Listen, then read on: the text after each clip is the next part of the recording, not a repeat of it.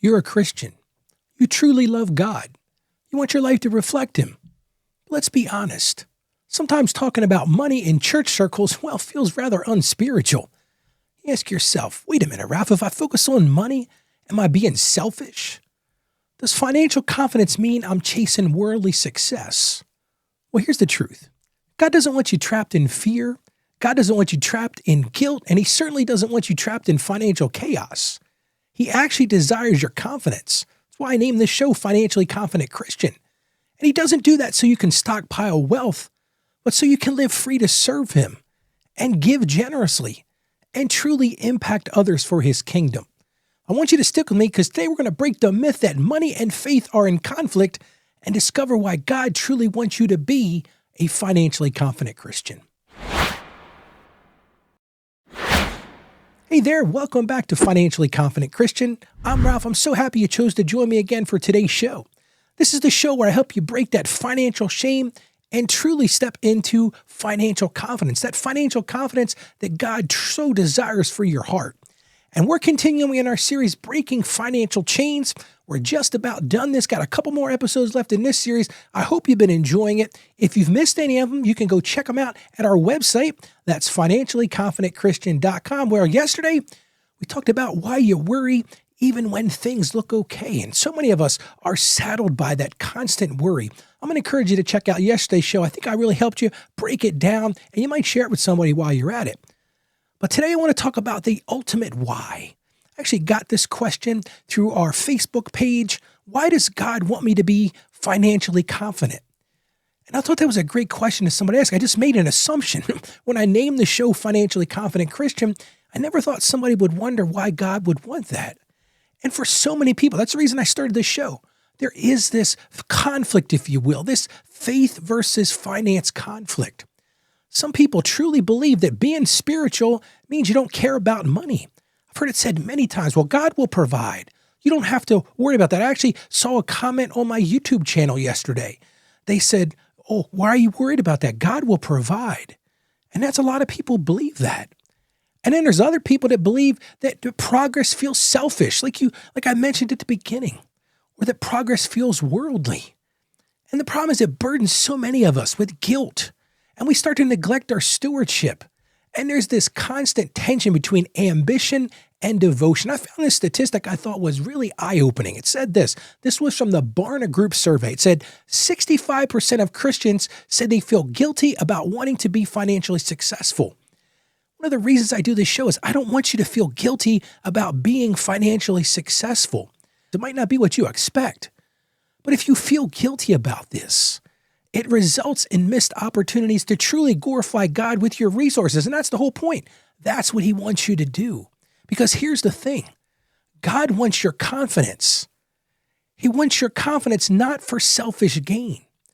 And think about that for a second. What is Ralph really saying today? It's so important that you get a grasp on this. The purpose is to free you to serve, to free you to give, and to really free you to advance His kingdom. That's the whole point. Money is just a tool. It's not the goal. So many people get stuck on money being the goal, and that's where it becomes an issue. But when it's really used as a tool to serve Him, to give to Him, and to advance His kingdom, that's why Lord wants us to be financially confident Christians. Well, let's get right into the Word of God. I found this verse in the book of Matthew. It talks all about the parable of the talents. It's a long verse. I'm not going to read it on the show today, but I'm going to encourage you to read it. It's Matthew 25, verses 14 to 30. And it talks all about the servant who multiplied their resources. And guess what? It was a command of God. And so many people get hung up on this. God has entrusted what you have, and He expects you to manage that wisely, and He expects you to allow that to grow. That was the whole point of the parable. The one that buried it didn't let it grow, but the others let their talents grow, let their money grow. I found this verse from 2 Corinthians chapter 9, verse 8, and I thought this really summed it up beautifully. And God is able to bless you abundantly so that in all things, at all times, having all you need, you will abound in every good work. And that's really what the confidence comes down to. It's sufficiency. You know, Maslow studies this thing called the hierarchy of needs. And I say this on the show all the time. If you're not getting the basic needs, food, clothing, and shelter, you're never going to be able to bless other people. You're never going to be able to have generosity. You're not going to be able to be a missionary. You're not going to be able to do any of those things that truly grow the kingdom. And I found this verse in the book of Proverbs, chapter 22:7. The rich rule over the poor, and the borrower is slave to the lender. I've used that on the show talking about debt many times, but it builds into this confidence idea as well. Because financial freedom, when you're not a slave to the lender or slave to your finances, it gives you the ability to serve. And one more verse today. It's a little heavy on verses today, but I thought this one was great as well. And this is from Colossians chapter 3, verses 23 to 24. And it says this, and this could be our marching orders for today. Whatever you do, work at it with all your heart as working for the Lord. I had a mentor say to me, Ralph, in your business, even in secular business work, whatever you do, work at it with all your heart as if you're working for the Lord himself. Lord is your boss. And see, managing money and managing money faithfully is an act of worship. And I love what John Wesley said. He said, earn all you can, save all you can, and give all you can. And that's really the big takeaway for today. Earn all you can. Be confident in your earnings. Save all you can. But what does he end with? Give all you can.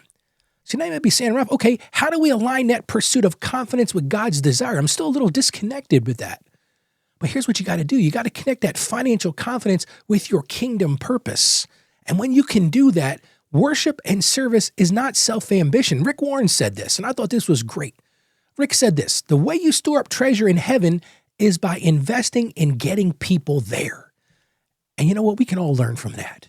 So here's your one action step for today to really help you get to this point of truly believing that the Lord wants you to have financial confidence. It all starts with this. You got to start by defining your kingdom why.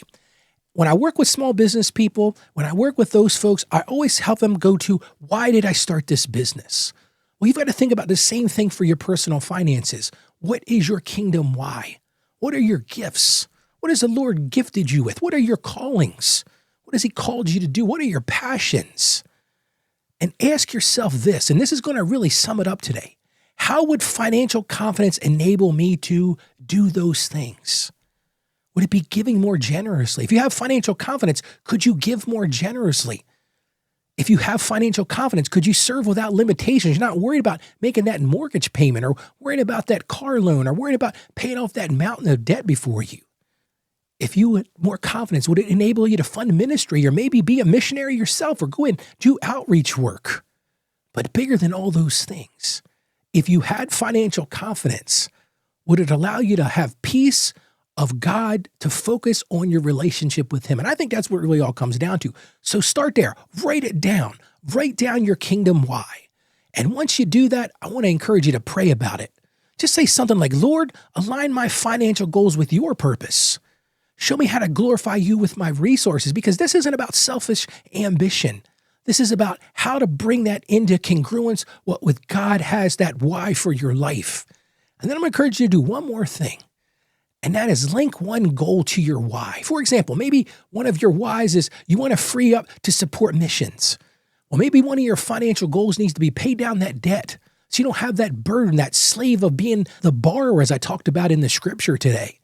Maybe it's savings. If you save, maybe it'll enable you to host other families in need. I've got some great people in my own church who host people in need. So link it to that goal. And when you do these things, when you truly start to seek after that financial confidence that Christ wants you to have, it removes that guilt. You don't feel like you're chasing after something you shouldn't chase after anymore. And let me tell you right now, when you really lock into this, it provides you with motivation that you can never even imagine. And it transforms that stewardship. We talk on the show all the time about stewardship. But what it really is that stewardship becomes worship. And that's the whole goal. We want to worship a Lord that gives to us, to helps us, to really wants us to be those financially confident Christians. Well, how about we pray together now? Father God, we just thank you for entrusting us with resources. And Lord, we have to confess that sometimes we see financial confidence as selfish or we see it as worldly. But your word shows us that your desire is freedom for us, Lord, so we can serve you fully and give generously and do all the things that you want as our part of our why, our kingdom why, Lord. So Lord, right now we ask you would align our hearts with your purpose. Transform our financial goals into those kingdom goals. Help us to see money as a tool for worship, not a source of guilt or not a source of something we should feel ugly or dirty about. And may our confidence bring you glory and expand your kingdom through our lives, Lord. And we ask this in ultimate confidence in the name of Jesus. Amen.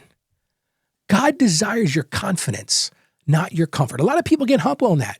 It's not talking about comfort. I'm not one of those prosperity preaching knuckleheads. He desires your confidence, but for his kingdom, not for your own comfort.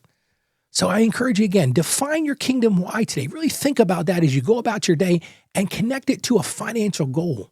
Because when your money serves God's mission, I'm going to tell you right now, guilt fades away and purpose rises. I saw this quote from Randy Alcorn. He wrote this book called The Treasure Principle. And it says this, it says, God prospers me not to raise my standard of living, but to raise my standard of giving. And I think we can all learn from that. And as I'm talking right now, if this episode has encouraged you, if you really feel blessed by this, if you're like, Ralph, I finally get it now, I'm going to encourage you to share it with someone who's wrestled with this tension themselves between that faith and finance stuff. Show them that confidence with money can be worship. And I'm going to encourage you to point them right to our website. You can send them right to financiallyconfidentchristian.com. And listen, while they're there and while you're there, you get a copy of my latest book. It's called How to Become a Financially Confident Christian. Kind of nails today's topic. You can get that by going to financiallyconfidentchristian.com/becoming. And make sure you join me tomorrow. I'm going to tie it all together, and we're going to talk about a life of faithful stewardship and true peace. And that's really what the goal of this show, why I get up every day and I bring this show to you, because I want you to have that faithful stewardship and truly find God's peace. And I just want to encourage you right now, you can do this. I believe in you more than you can imagine. But more importantly than that, God believes in you. So go be that financially confident Christian that the Lord wants you to be. God bless you, stay financially savvy, and you have a great day today.